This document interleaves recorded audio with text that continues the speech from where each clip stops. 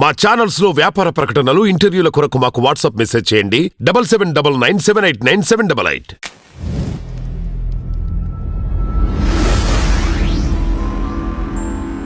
రాజకీయాలు వేడెక్కుతున్నాయి. రాజకీయాల్లో ప్రతి వ్యూహాలు కూడా వేడెక్కుతున్నాయి. ఈ సందర్భంగా ఎక్కడో చూశాను, ఇప్పుడు ఆంధ్రాలో, ఇక్కడ తెలంగాణలో 6 గ్యారంటీలతో గెలుచుకున్నారు. అదే ఫార్ములా ఫాలో అవుతున్నట్టు ఉంది. మరి అక్కడ రాహుల్ గాంధీ గారు, సోనియా గాంధీ గారికి ఎవరైనా సలహా ఇచ్చారో ఏమిటో మరి తెలియదు, కానీ ఆంధ్రాలో 7 గ్యారంటీలు ఇస్తారట, అది అమలు చేస్తారట. అసలు ముందు 7 గ్యారంటీలు ఇచ్చేవారెవరు? నాయకులు ఎవరున్నారు? కాంగ్రెస్ పార్టీలోనూ ఆంధ్రదేశంలోనూ ఎవరు లేరు. ఉన్న వాళ్ళందరూ పూర్తిగా ఆశ వదులుకొని, అంటే వాళ్ళ ఆశల మీద నీళ్లు చల్లుకొని ఒక పక్కన కూర్చున్నారు. ఇక రాజకీయాల్లో పోకూడదురా అని చెప్పేసి ఉద్దేశంతో ఇప్పుడు షర్మిల వస్తుంది కనుక మనం ఎంతవరకు ఆలోచించవచ్చు అంటే పూర్తిగా నిస్త్రాణంగా ఉన్నటువంటి కాంగ్రెస్ పార్టీకి మళ్ళీ కొత్త జవసత్వాలు ఇస్తుందని ఆశతో ఉన్నాం. అది ఎంతవరకు నిజమవుతుందో తెలియదు. అంటే ఆవిడ తాలూకు మాటలు కానీ, ఆవిడ తాలూకు పోకడ కానీ, ఆవిడ తాలూకు పట్టుదల కానీ ఈ దిశగా ప్రయాణం చేస్తుందని ఒక అవగాహన, అంతే, అంతవరకే. అదే ఇంతలోనే మొదటి దానికి ఏదో లేదు కానీ చివరి దానికి కళ్యాణం అన్నట్టుగా ఇప్పుడు ఏది ఇంకా పూర్తి కాంగ్రెస్ పార్టీ అనేది ఉనికిని కోల్పోయి కోమా స్టేజీలో ఉన్నటువంటి కాంగ్రెస్ పార్టీ అప్పుడే ఎన్నికల్లో మేము గెలిస్తే 7 గ్యారంటీలు అనడం మాత్రం కొంచెం హాస్యాస్పదంగా ఉంటుందన్నమాట. ఇంకా అధ్యక్షురాలు ఎవరో ప్రకటించలేదు.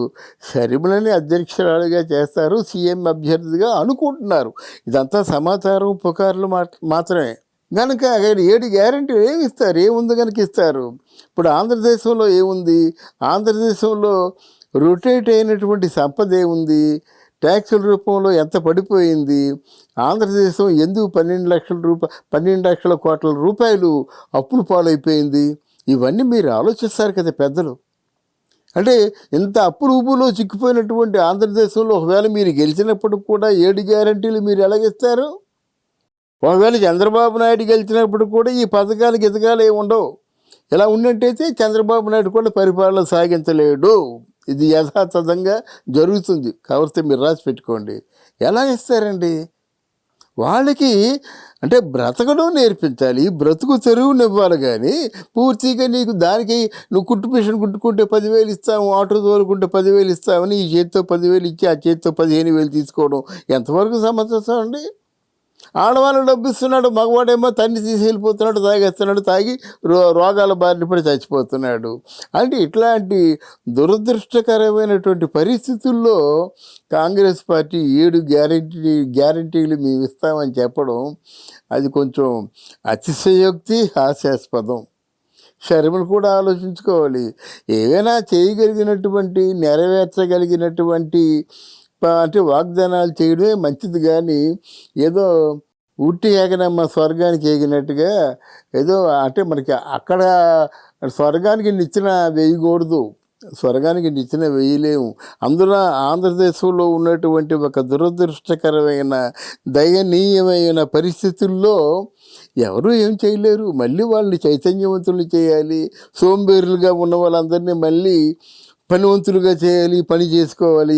కాయ కష్టం చేసి, ఒకవేళ పేదవాళ్ళైతే భార్య భర్తలు ఇద్దరూ కాయ కష్టం చేసి ఏదో కుటుంబాన్ని పోషించుకొని, పిల్లల్ని చదివించుకొని కొత్త ప్రపంచాన్ని చూసే విధంగా కొత్త జీవితాన్ని ఇవ్వాలి. కానీ ఇదేమిటండి బాబు? ఎవరికి అందరికీ పథకాలు అంటారు. పథకాలు మిమ్మల్ని కాపాడతాయా?